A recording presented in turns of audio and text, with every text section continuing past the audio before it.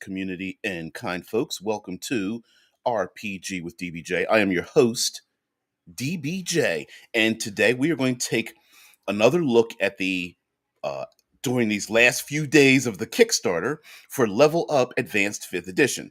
And this time we're going to just page through, take a sneak peek at the Monstrous Menagerie, some of the design elements, monsters, and what great prompts we have, what great fuel for the mind we have in this new release. So, without further ado, let's take a look. Now, under each monster, of course, this is the introduction to the Monstrous Menagerie, and under each monster entry, we have a description of the monster. Of course, we have some art, and we have different sections. So, we have a descriptor section. We have legends and lore, usually beginning with a DC 10 check and an appropriate skill. We also have sample encounters and or treasure for each entry. So it's a prompt. It's a suggested type of a treasure hoard, maybe if the monster has it, and the monster, and maybe more monsters from its brood or servitors of said encounter. Also, we have monster signs as well, that you'll see monster signs. These are little details in the world. So if you're really someone that wants to, or to use random encounters, or there was an encounter you weren't planning on, and you randomly decide to pick another monster, we do have monster signs. So the players are not just turning around the corner and seeing a monster, especially very intelligent ones. Maybe there are other signs that they are there. We also have monster behavior, and the monster behavior primarily is for combat, but also details some of its behavior. Like, will this monster steal your food? Or will this monster cut and run at the first opportunity? Will it sneak up on the weakest member or gang up on the weakest member? Or will it try to divide the party or parlay? So that's it. Also, we even have a section of sample names, for especially for the intelligent beings. We have sample names. Maybe your the lieutenant of a particular big bad evil is trying to parlay with the party. The party ends up, this monster or adversary ends up becoming an NPC. We have his name here, and then we also have monster specific random generators. And that is if there are variations of the monster, maybe by environment, like Arctic versus desert or swamp, or there is a commander style monster, and so that might be available as well. And of course, we have the stat block, the challenge XP, legendary monsters, and elite monsters. Now, the math for encounters has been done, and each monster has been rewritten from the ground up based on its current CR level, according to the math used for level up. So all the monsters may not be what you're normally used to in O5E, original 5th edition, but the math has been redone. All right, so let's get into all the traits and abilities and attacks and things like that. And we'll get into how spells are used for various monsters. So here we begin with the aboleth, and here with the aboleth we do have the encounters. We have some legends and lore, things that player characters may find out about, and using our arcana or history. We have the aboleth encounters, and here the aboleth encounters are available. There are starting at CR 11 to 16, 17 to 22, 23 to 30, based on the party composition. And at the very end of the Monstrous Menagerie, we also have the math done to figure that out. For example, for CR, my face is probably in the way, but for CR 23 to 30 aboleth encounter, there's an aboleth 1d4 plus 5 thralls, aboleth and 3 chuls, or an ancient aboleth and 1d4 thralls. And it goes into what is a thrall? Well, you figure that out. Because it will definitely have things uh, involved with. And then here we have an aboleth variant, the ancient aboleth, right? And we also have the stats for an Aboleth Thrall, a medium humanoid, and that could be based on, I don't know, whatever. Maybe there's an aquatic race, or it's enslaved humanoids that live on the surface, or something like that. We also have angels, and the various angels and objects they may have. Some of the simpler monsters, like animated objects. Of course, we have animated armor, flying sword. We also have on the side for all of them some legends of lore players may learn about, their player characters may know or find out through NPCs. We also have encounters and built up encounters as well, and some behaviors. Oops, didn't mean to do that. Mm-mm-mm-mm. Now, under each of these, not only do uh, we have treasure and encounter types, counter built, just kind of the to give you an idea of what they are. We also have some variants like enchanted objects under other enchanted things, ankegs.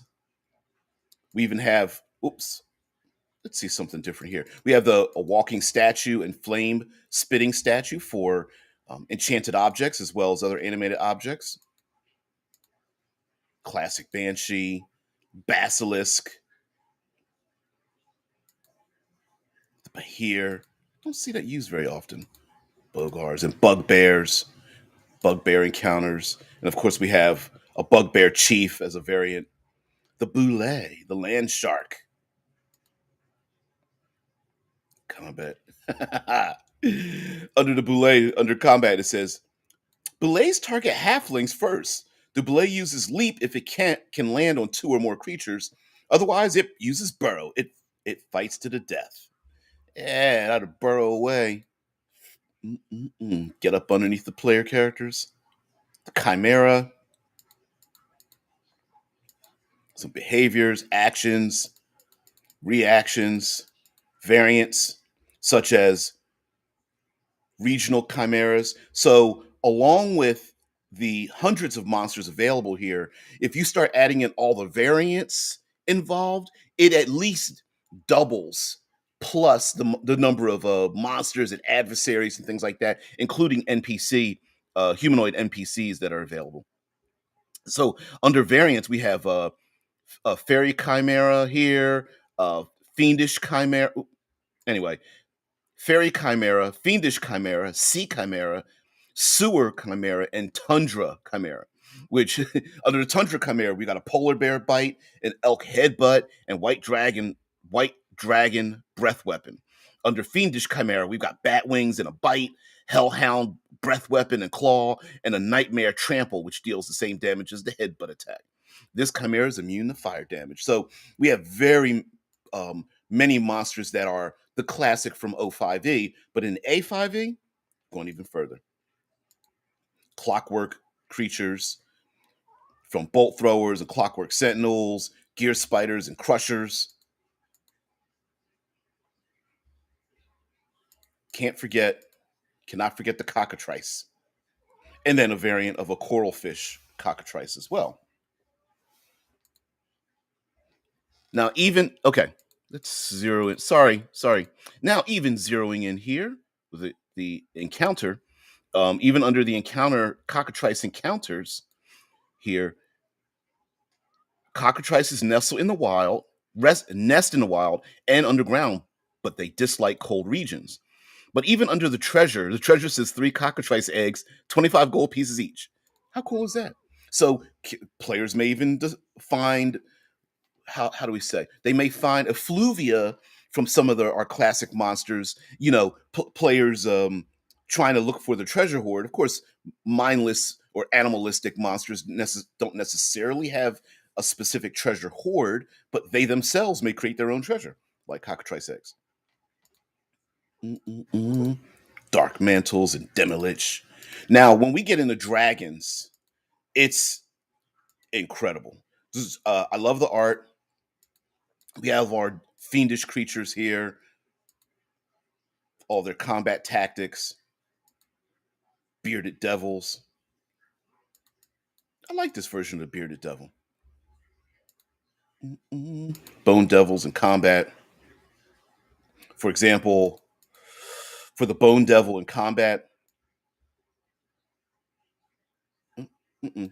Uh, the Bone Devil. Come on, move away. The Bone Devil prefers melee combat to ranged combat, using invisibility to ambush when it can. It grapples enemies with its spear and then uses its claw and sting against a grappled foe. Some Bone Devils don't have barbed spears and simply claw and sting their foes. There's also something that you'll notice through these. Of course, you won't be able to see them as I page through here. Dragons and dragon variants. Let's see, dragon variant, the dragon lich. Sorry for paging through a lot of these. There's like 80 different dragons. There's we could go through dragons just all on their own. All on their own. Red dragons, gemstone dragons, essence dragons, river dragon, gem. Oof. Oof. It's crazy. All the metallic dragons and all of their variants. A lot of the variants here. We have the copper dragon spellcaster.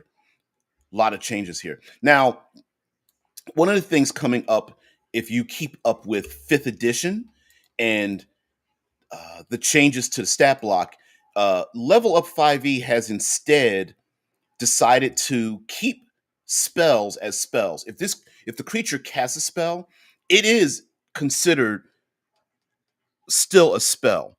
But instead, like if we can look here under the Drider, do have the Drider, Legends of Lore, Drider encounters, some signs that they're around.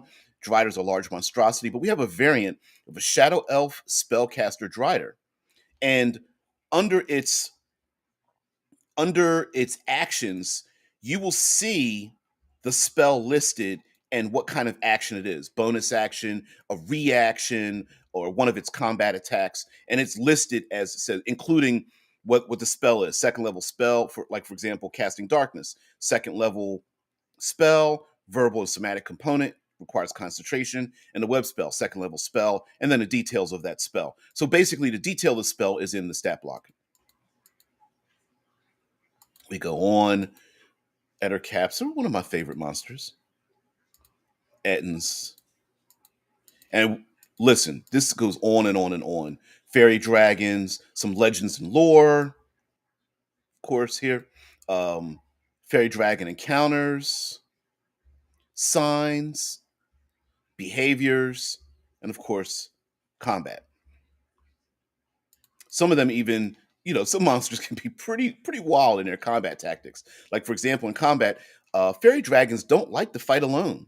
When forced to do so, they use hit and run tactics, turning visible only to use an ability such as euphoria breath or prismatic light. When fighting alongside allies, they team up against a foe, turning invisible after each attack. A fairy dragon usually retreats as soon as it is wounded.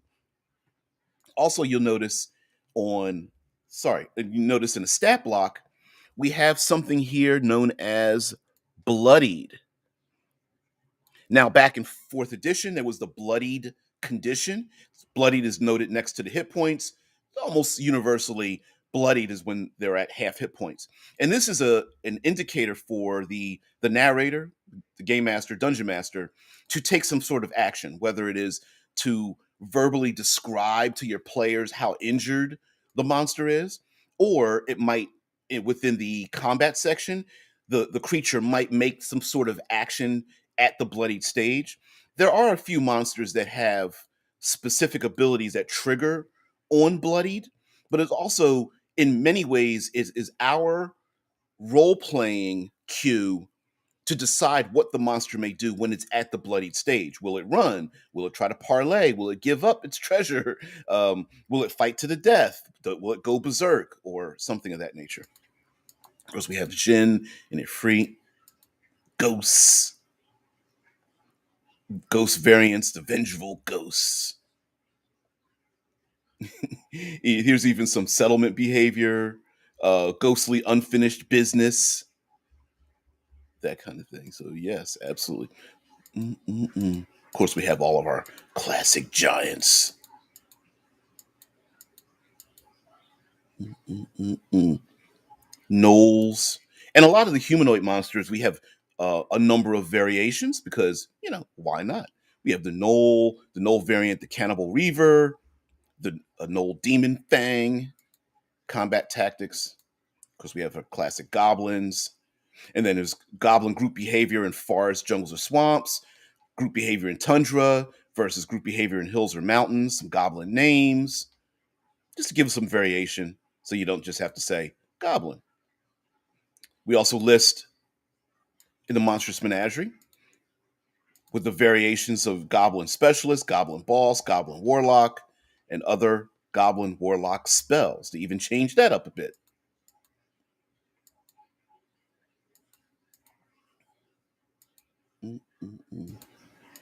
All of our various golems, hags. Hags are great. Variations on them, which multiplies how many different types you have.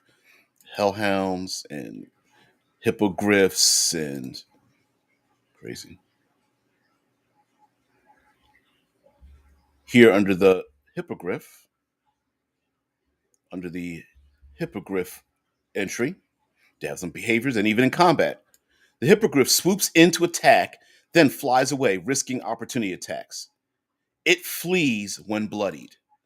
Right, and then that's just a great way because maybe the player characters just need to beat it off. Maybe they're not really trying to kill it, or maybe they want to find out where its nesting is or its haven is, and it goes away when bloodied. Okay, let's go track it down, etc., etc. Intellect Devour,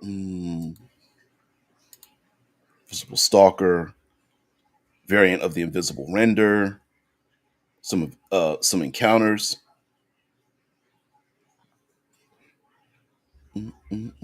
So anyway, I just want to give you guys a sneak peek at the Monstrous Menagerie.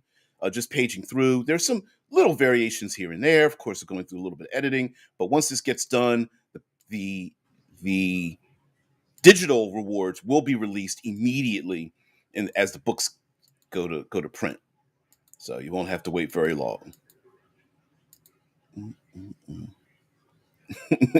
I love this. The Adamanticore, yeah, Manticore names, actions, combat. The Manticore in combat fires a tail spike volley from a distance, preferably from the air. It then flies past an opponent, attacking with its tail from 10 feet away to avoid opportunity attacks. Finally, it charges at least 20 feet and attacks with its claws and bite. If bloodied, it falls back and uses the rest of its tail spikes. It flees only if its tail spike volleys have been depleted. So there might even be a player character or more that understands like, hey, all we need to do is defend ourselves against these tail spikes. Once those tail spikes are done and we kind of beat it away, maybe it'll go away or something of that nature, right? Mummies, their appearance and behavior, mummy lord. Love myself some Nagas. They make great lieutenants. Mid-level monsters and oozes. Black pudding, gelatinous cube, variations, black pudding variants, elder black puddings. Who needs variations on those? Otiog, the owlbear. Even a classic owlbear has the owlbear recluse. Mm-mm-mm. Yep, in combat, owlbear attacks the closest creature. It retreats if it's bloodied and not within 5 feet of an enemy. Large monstrosity. Bunches of cubs. For example, in an encounter, CR 5 to 10 for for an owlbear encounter, an owlbear recluse, or 2 or 3 owlbears, or 2 or 3 owlbears with owlbear cubs, using the statistics of a black bear. And for the treasure, it might be a cart containing 200 gold pieces, 800 silver, spices worth 300 gold pieces, and furs worth 150 gold pieces. So, guys, thank you very much for letting me just show this to you. Just to page through it. I know it's very quick. Everything's passing by so fast. This would take an hour or more for really dig deep into this. So, guys, thank you so much. I really appreciate your attention to this. It's great. Let's see if we can get to like, I don't know, like a wraith or something of that nature. Ooh, the vampire. Vampires. This is now some of these take multiple pages, but that's because there's so much information about the monsters and what they are and what they do and what they can do. So, of course, we have all our legends and lore.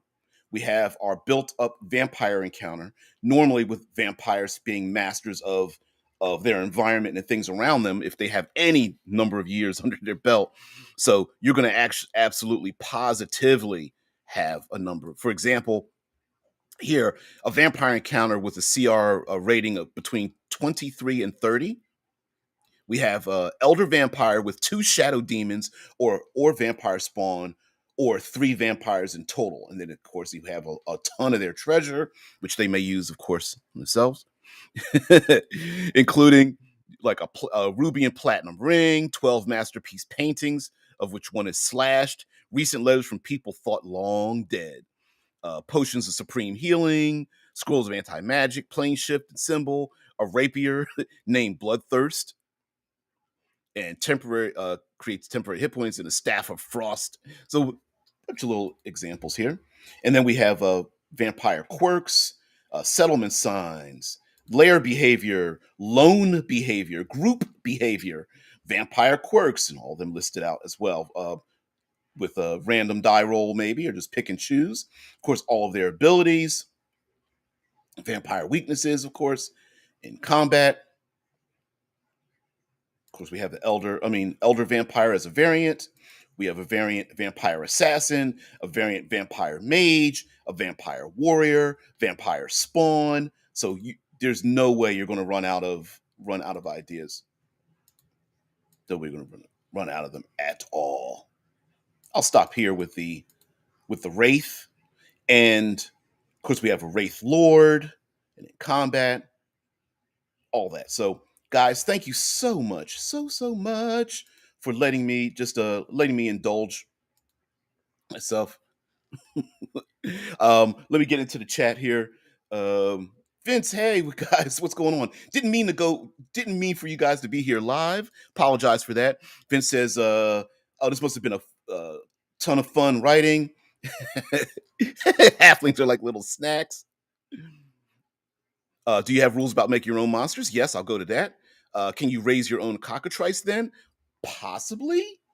I'm sure there's some dangers in turning the stone. If you look a baby cockatrice in the eye, I'm not exactly sure how you would want to do that. Considering there are only 25 gold pieces a piece, I'm sure their value is limited by their danger. I'm not sure what you feed them. You should start a new kind of dragon, like plant dragons. All right, so let's see if we can page down to creating your own monsters here. So let's get to that section. We have all of the uh, animals, elephants, horses, goats, things like that. Giant versions of them, dire versions as well. Uh, Even variants on a number of these monsters, small monsters, scorpions, swarms, etc. All right. Under NPCs, let's go right here. Under NPCs, non-player characters, and varying them up, we have some suggestions. We even have squad templates. So if you have a number of guards, maybe there are 30 guards or pikemen or something like that. So there's some variations on that. Also, we have variations on racial traits for NPCs. So it's not just, if you don't want to just use standard humanoid, you can add like dwarf, elf, gnome, halfling, human, orc, plain touched. The term plain touch is used for, uh, classic tieflings, Asimar, Genasi, and whatnot. They're plain touched. All right, so we've got a ton of cultists and druids and various levels on that, different types of gladiators and guardians and knights and mages. Here under the Archmage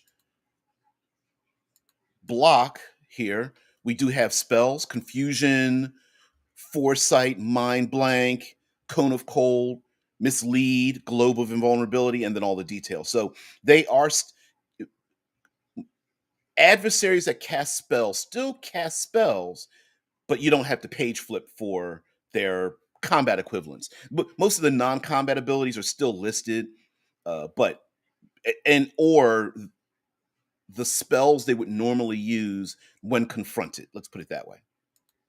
All right, so let's get into the math section. Sorry about, I know you can hear the clickety click click clack. We do have challenge rating, and challenge rating based on like armor class and hit points if you want to make up your own monster, number of attacks, ability bonuses, easy and hard DCs, and XP levels. And let's see, is this, and this is appendix C for designing your own monsters. So you can start designing monsters, you come up with the story, determine the challenge rating, determine combat statistics, any ability bonuses and attack bonuses. And we give examples for that. How many damage per round? How much damage per round should it do on average? Special attacks, limited use abilities. And then here we have an example of creating your own. And then we even have designing combat encounters, mashups, using elite monsters, and then party size. If so, for example, we have a list of the character's level versus the size of the party, and then we have the CR levels, and then so you can just go down like, oh, well, if my players is an easy battle for 3 adventurers and they're 4th level, then we can use some CR2 monsters, and you can kind of do the math just using a chart. Also, the lastly, you guys know I'm a big environmental person, so guess what we have here? Guess what we have here? I know it's at the end, but I got to be giddy. I'm dancing in my seat. So, um, as your self-appointed third pillars of exploration in role playing, you guys know I love exploration, and so this is the part that I got to help work on, and that is the environment itself can change the challenge rating, and we have a number of environmental effects so that monsters that are within their environment, not like a lair, but the environment being neutral, it does affect the challenge rating. So we have encounter elements like acid, brown mold. How about a crowd of people? Or whether it's like a cult and there's a huge crowd, or maybe there's a combat happening in the city, or what have you. Mobs of people. Maybe they're panicked or they're pissed off. There's darkness, of course, dense smoke, extreme cold, extreme heat, falling damage, of course, fighting on a cliffside or that rope bridge, classic rope bridge. Of course, we have fire. Maybe there's gouts of flame going up, frigid water, being pulled down into frigid water by some massive beast, tentacled beast or something, green slime, high gravity, lava, low gravity, spelljammers coming up. Or there's other reasons. Maybe you're in other planes of existence that have that, or maybe you're doing something urban and there's you have high gravity and low gravity, magnetized ore, miring ground like in a swamp or someplace like that, or maybe after flood zone, poisonous plants, strong winds. Oops, one of my favorite. Oops, rushing liquid. Sorry about that. One of my favorite, rushing liquid. So maybe the PCs are being attacked by giant, I don't know, giant alligators in a sewer, and people are flushing toilets or something like that. Flushing toilets and fantasy, but you get the point. Maybe it's been raining and it's there's torrential rain and strong winds and flooding, and so you can start stacking some of these or have them scattered around your battlefield, and it affects what's going on. I would definitely use strong winds, rushing liquid, and underwater if the players are literally on a storm tossed uh, pier, ready to either disembarking from a ship or ready to get on, and maybe they're being attacked by aquatic monsters during a massive storm with sweeping waves or something like that, and the waves may sweep the PCs off the docks. Of course, we have vacuum, web, yellow mold, and more. And of course, some of these monsters, being intelligent, or even if they're animalistic, they may be very predatory, might encounter pin some of the monsters. This is a sneak peek, so you'll notice that there's the page numbers haven't been quite set yet. The layout might shift just a little bit, just because of the wording and such. So, and of course, this has to do with indexing as well. We have suggested treasure and treasure types, gemstones, And I love this from the original Dungeon Master's Guide, and I think this is undersold, even though it exists in the current Dungeon Master's Guide. But types of bloodstones and what they look like, types of treasure, other types of treasure like clothing, rings, statuaries, arms and armor, trade goods like saffron or cinnamon and things of that nature. Of course, other magic items as well. Suggested these are reprinted in here just to give you an example, and then of course we do have all the magic items listed and their capabilities elsewhere. And then we have our conditioned uh, co- new conditions. Instead of exhaustion, we have fatigue, so on and so forth. Tracked conditions. Fatigue has replaced. Fatigue has replaced exhaustion because it's something that we are calling a tracked condition, so it lasts a lot longer. But anyway, we are done with that. Guys, thank you so much for being part of the show. Vince is like, the floor is lava encounter. Great place to make that omelet. Omelet made out of those cockatrice eggs that you found earlier. Vince says, looks like a great resource for 5e. Yep. It is literally level up its own system, but you can the idea is to be able to mix and match them. Vince says magnetized ore would be very cool to use creatively, making an attack in direction of the magnetic field with metal weapons for getting advantage. Yep, hell yeah. Oh yeah. Pin some, knock an opponent, push the opponent up against the magnetic ore and just let your sword just go and pin them to it. Although I suppose the enemy could force you to turn the other way. And that would be great for like an Underdark kind of adventure with magnetized ore, or maybe the magnetized ore was taken from the deep earth and brought to the surface or something. And mind you, you could have, of course, many monsters around it or inadvertently around those kind of environmental conditions. So anyway, guys, really appreciate it. I'm gonna go back to the I'm gonna go all the way back to the beginning here. We have the Monstrous Menagerie. Level up advanced 5th edition. The Kickstarter is still going. And hopefully you guys will be part of it. Even if it's a little expensive to buy a minimum of 3 books, like I said, the PDFs will be released nearly immediately once the backer kits are all done. But please support the endeavor. I was actually part of this, not necessarily part of creating the monsters themselves, but I was part of the consulting team for using exploration. My mind just farted. Wow, that's crazy. Anyway, guys, thank you so much for being part of the show. Really appreciate it. Got to get out of here. Have a great day. Oh, thanks, Vince. I try, dude. I try. Have a great one. Ooh, call to action. If you like this kind of content, please like, share, sub, follow, comment, whatever. Do all the good stuff. Oh, and by the way, once the Kickstarter is done, which will be the end of this week, Kickstarter is done.